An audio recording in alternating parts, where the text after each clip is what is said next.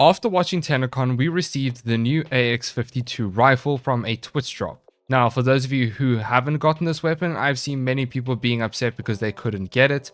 Yes, you won't be able to get the weapon right now, but it will come back into the game at a later stage, most likely through the 1999 update or Barracuda in the upcoming months or through some other way. So please, if you were unfortunate enough and couldn't get it, don't worry, it will come back into the game. Now, for those of you who were fortunate enough to get this weapon, I will have to admit this weapon caught me by surprise. I did not expect it to be so good. For a free weapon handed out to you, it is a formidable weapon for sure. It's an MR12 rifle that is basically just an AK called the AX-52, which is of course inspired by the new big update coming later this year called Warframe 1999. And if we take a look at this weapon's stats, it appears to be nothing too crazy. It has decent fire rate, okay crit chance and status chance with a decent critical strike multiplier.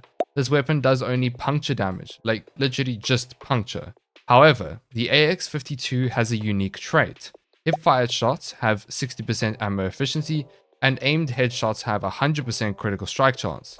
But this 100% critical strike chance is added after your modded critical strike chance, which means you can get comfortable orange crits with this weapon, and if you want to get red crits, you can pair it with galvanized scope and critical delay. So there are effectively two ways to play this weapon. A hip-fired playstyle, which makes use of the 60% ammo efficiency. This may sound underwhelming, but with your stacks built up and priming enemies, it actually works pretty well in Steel Path. And the hipfire is pretty accurate, all things considered.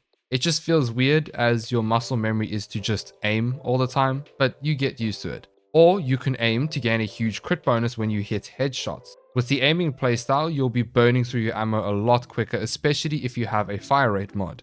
However, if you want to, and you are like me, there is a hybrid playstyle. When it comes to general easy enemies, I like to hipfire to preserve ammo.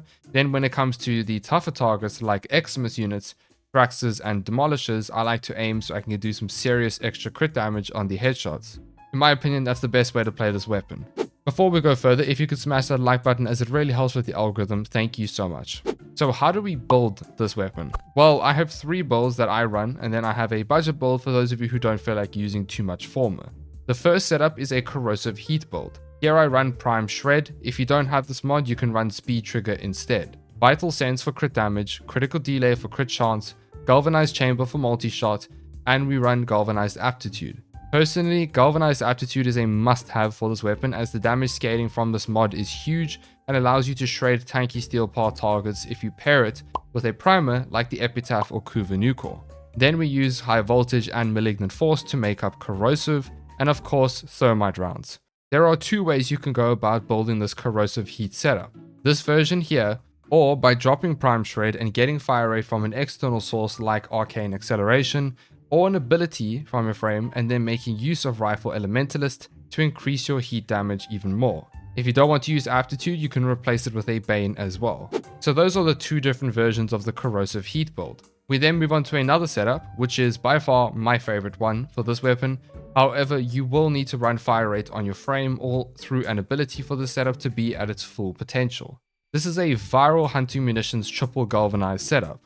We make use of all 3 galvanized mods, the usual Hunting Munitions and Viral setup, then we finish it off with Vital Sense and Critical Delay. For the arcanes, for all the builds, we make use of Deadhead or Dexterity, but Deadhead is really good considering that the unique trait pairs it with headshots, so it just works. I would recommend running a frame that has a fire rate boost on one of their abilities like Gauss, Wisp, or Volt, and so on. Or alternatively, you can use Arcane Acceleration for that huge 90% fire rate boost. Or you could make use of Reinforced Bond from your companions to give you an extra boost in fire rate. However, you will need to rely on your companion having above 1200 shields, which is a little bit unreliable. This is by far the nicest setup for the AX-52 in my opinion. Pairing it with a primer like the Epitaph to increase your damage drastically with Galvanized Aptitude, this weapon is really good. The next setup we have is a Blast setup. As you guys know by now, I'm a huge fan of the new Blast, and with this weapon it actually does quite well with Blast, all things considered. We go for Galvanized Chamber, Vital Sense, Shred, a Bane for the faction you're fighting against, Critical Delay, Rime rounds and Thermite rounds to make Blast. Rifle Elementalist, which will also increase our blast damage as well, and then we go for Primary Deadhead. Now this setup starts off horrid and slow, but once you build up your stacks, the blast damage scales considerably even against enemies with armor. If you can armor strip enemies, it's even better. This is just a fun alternative for those of you who enjoy explodey damage. We then move on to the last setup, which is a budget setup for those of you who don't want to invest too much into this weapon. It's a super simple setup for you to just test run, but I will admit this weapon shines a bit more when you start adding galvanized mods. And that pretty much concludes the builds that I have used for this weapon. But before we go to my final thoughts, I have something for you. You can min-max this weapon even further by using certain weapon platform frames. A great example is Citrine with her third ability and her fourth ability giving you red crits. This is particularly good with the corrosive heat build or blast setup. Yareli with her bubbles applying damage vulnerability as well as subsuming nourish or raw on her. Frost with his augment giving you free red crits. Saren with her huge damage boost from toxic lash and venom dose, and of course a subsume over her fourth ability. I mean, let's face it, Saren melts everything. Wisp with her motes and a subsume.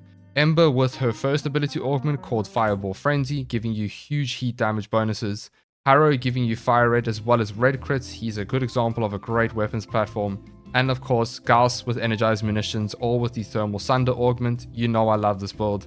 Hydroid with his huge corrosive boost. Mag with her bubble, and Zephyr with her tornadoes. These are all decent examples of frames to play with a weapon like this if you're looking for a frame suggestion. However, I have something even more for you that is super interesting with this weapon. This was discovered by Dystopia. I was linked his video and I didn't know this until I watched his video where he explains how Zarta's Whisper synergizes with the AX-52, so please go and watch his video for the in-depth explanation. It is quite amazing what it can do. But basically, in short, the Zarta's Whisper bubble synergizes with the AX-52 unique trait, as the flat crit bonus from the unique trait forces the Zarta's Whisper bubble damage into a yellow crit, thus boosting the AX's overall damage when pairing it with Zarta's Whisper. So Zarta's Whisper works incredibly well with this weapon, but please, the link will be in the description, go and check Dystopia's video out. You can also subsume Raw or Eclipse onto these frames that I've suggested if you want to, or just play around with the builds, you do whatever you want. To bring my final thoughts on this weapon, well, like I said, it surprised me. It's not the next best weapon, but it's a really good option for Steel Path and just using it as a day-to-day weapon. If you find you're constantly reloading, then manage your shots by focusing on hipfire for easy targets. The second you see a tougher target, you can aim in and get those headshots with extra crit. Otherwise, it's a pretty straightforward weapon that is quite fun to use. In my opinion, more fun than the Godfrey Prime. I don't know if that's a hot take, but yeah, I like this AK gun more. Plus it's old school, so it's pretty sick. I mean, who doesn't like an AK? Let's be honest, this gun's iconic. Anyway, that's all for this video. A huge thank you to Stefan, Shakiro, Darwin, Gilbert, Ayrton Yard, Tythrax, Wonderbread, Billa, and Oddity Racing for your ongoing support for the channel, and to all of the channel members as well. You guys are amazing. Thank you so much. Don't forget to leave a like and subscribe, and I'll see you all in the next one.